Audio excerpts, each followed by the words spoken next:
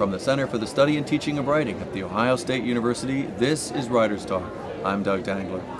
I'm here with Larry Smith, and we're talking about his novel and some of his poetry, and we're going to be discussing this at the Ohioana Book Festival, as you can see right behind us.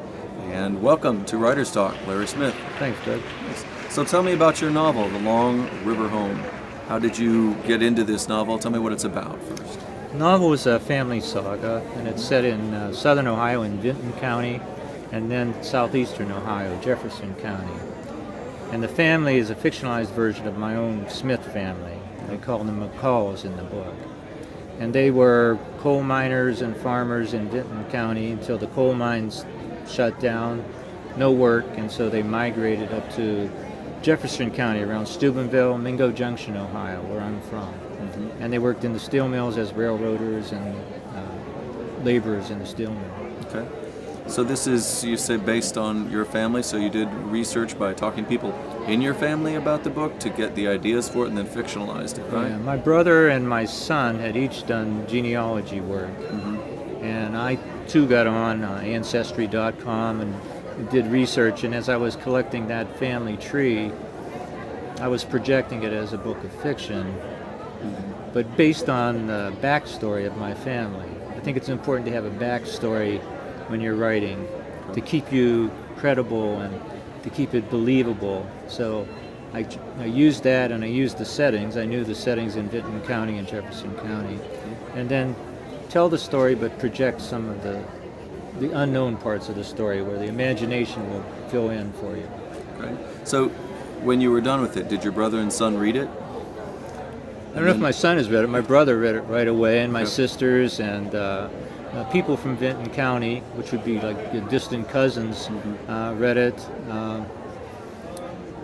My brother, I think, was the one I was most interested in, and he approved of it, and he actually helped me at points when I would say, like, there's a point where my great-grandfather just disappears from any census. Mm-hmm. And he was a moonshiner and a bootlegger. He had a wife in Ohio and West Virginia. You can see how he was interesting. Yeah. And my brother said, well, maybe he went to prison. So that prompted my imagination to say, okay, that's what did happen. And Moundsville Prison is in West Virginia, and so that's part of the story. Mm-hmm. So I felt my brother was a co-conspirator in this, and that he helped. But the truth of the book is about men, and for me, the silences of men. My father, my grandfather, my great-grandfather. So it's that's the line, and how sometimes men are hard to live with, and men are silent, and yet they're struggling, and sometimes they are communicating. Mm-hmm. So that's part of my focus in this book is the story of men. Okay. So when your brother read it, did he think that, what was his reaction to the fictionalized portrayal of the family? Did he say that you've really captured, this uncle, that uncle, the father, the grandfather? Or did he people also have their own take on things? No, he pretty much agreed with it. It was based on his genealogy as much as we could know. So you could blame him if things were wrong? Well, his genealogy was done before we had the internet to help us. My son's was done through the internet. But that was, something that held it together. My daughter's reaction was interesting. She lives out in Bellingham, Washington, and she read the book. She actually helped proof the book. And she said, how much is true, Dad, and how much is fiction? I want to know. Mm-hmm. And I said, I can't tell anymore, and she was reading it for genealogy and for the true family story. And I said, I have to remind you, it is fiction, Mm-hmm. And then I, in talking with her, would try to clarify what parts did happen that we know about. Okay. Yeah. Like the moonshining and the two wives and the migration to Jefferson County. Those things are true. It must create an interesting family tree when you're doing the genealogy, root sprouts that you don't expect. They're usually sort of set up for one person to be married at a time. This gives you a very different look to the tree when they have got multiple people being married. There is a family tree in the back of the book. Okay. Besides doing my own family tree through Ancestry.com, okay, I created the fictional family tree of the McCalls. Mm-hmm. And so I would put in their names just to keep it straight in my head, their dates and where they were and what was going on. Just so, again, that backstory would give it a frame.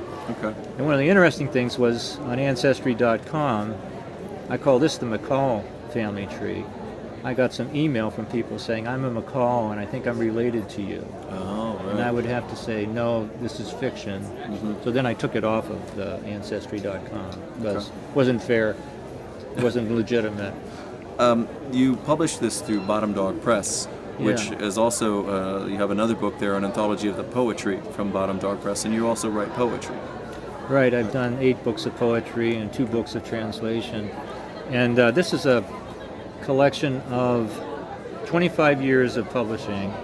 It's not just me, it's a nonprofit cultural and educational organization, Bottom Dog Press. And so we've done 91 books of poems.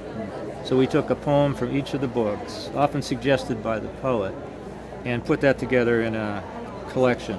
Okay. And those are some of the book covers from those. Okay. So this just came out a month ago. Okay. And so you have a poem in there, you said? Yeah, I do. Okay. Would you like to read a little boy. bit of it, or read the whole thing, or?